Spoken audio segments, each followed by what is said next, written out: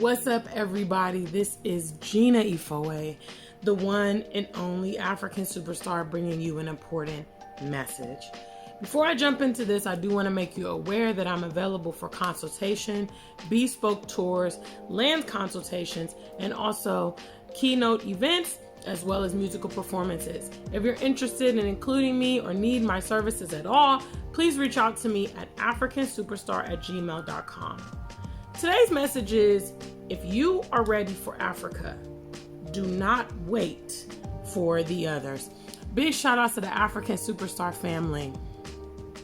I had this thought because I had the pleasure of visiting Aqua Safari in Shark Island on my last vlog, accompanied by my incredible niece Summertime, her mother Stacy, and joined by other friends like Mr. Marvin Walker and Monty, the Cashew Daddy. Yes. During that experience, I had the pleasure of, seeing part of the beautiful vision of Mr. Marvin Walker, who came as a Guyanese, immigrant to America. I guess he grew up in America from a very young age, and he moved to Ghana 5 years ago, and he's embarked on this incredible project called Shark Island.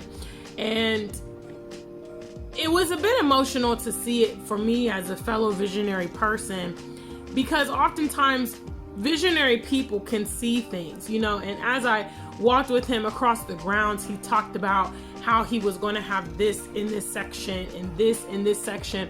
And in some of the areas there was not bush, or there was just the beginnings of a structure or the beginnings of a building. But in his mind, it's crystal clear what he wants it to look like, what he wants it to become, what he's investing and preparing for it to become. And that's why I want to send out this message to those of you guys that are ready for Africa. You're ready, you're in a financial position, this is your time. You may be being hindered by a relationship, you may be being hindered by perhaps your children, you may be being hindered by the opinions of others and your colleagues and your friends, but in reality, time waits for no man. Again, while I was with Mr. Marvin Walker, he was talking about how initially he was selling his condos for $77,000 US, okay? And how the price has now almost doubled, because the property value has almost doubled in the course of a very small time. And that is why I always come and petition those of you guys that are ready, okay? Now, it makes a lot of sense that people would try to distract us from this. It makes a lot of sense that people wouldn't be supportive, or people would try to be negative, or people would try to make a second guess our decision. Because why? Because they are not in position. And if you think about it, it's a really, really great strategy, because you're ready. All right. You're ready to take the leap or make the move or whatever. They're not. So if they can delay you or maybe prohibit you, that gives them an advantage to maybe get themselves in position and go. Before I wrap this message up, I want to give you guys a personal story of my own. Okay, please make sure you like, share, and subscribe our channel. And don't forget to support your African superstar in her various endeavors. Yes. Now, I attended the University of Cincinnati. Okay, I'm a Bearcat. Shout outs to all my Ohioans on this channel, all my other Buckeyes and Bearcats. Yes, we're in the building. So I remember my second year of university. At the time, Diddy used to do these huge spring break parties in Miami, okay?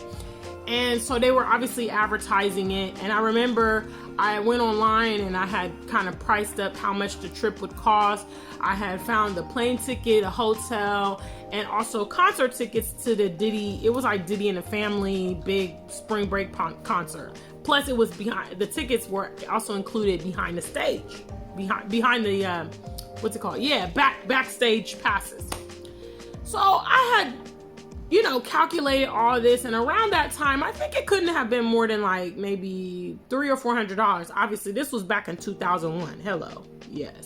So, It was definitely within that range. I definitely don't think it exceeded $500 because I was able to do it with, my student income at the time and whatnot.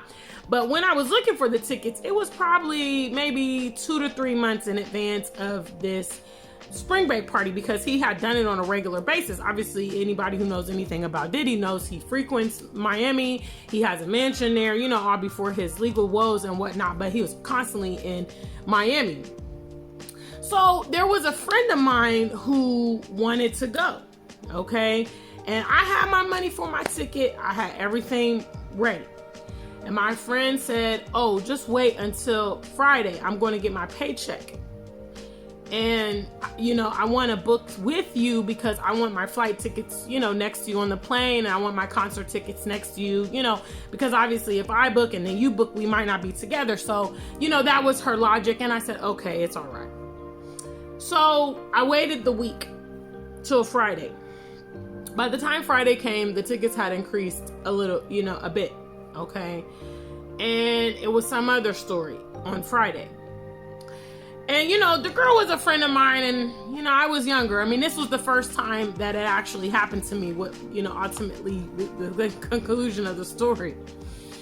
So, I waited a bit longer, and what ended up happening was the tickets began to, get more expensive. The flight tickets got more expensive, and then the concert tickets that I found, including the backstage passes, were no longer available. So the tickets that were there now were not going to be close to the stage. And eventually it got to the point where the whole trip was going to be out of reach because the expenses were just more than I could bear. And I ended up missing that party. I never even got to go to spring break. I started getting into other organizations and doing other things on spring break following that, but I never got to go to like the big spring break rave party thing, whatever. I had my opportunity. I was ready. I had money. And that was what really changed my perspective on solo traveling. I wasn't a huge traveler when I was in university. I'd say I started my traveling around 2006, was when I started substantially traveling because I got a reservation position with Delta Airlines.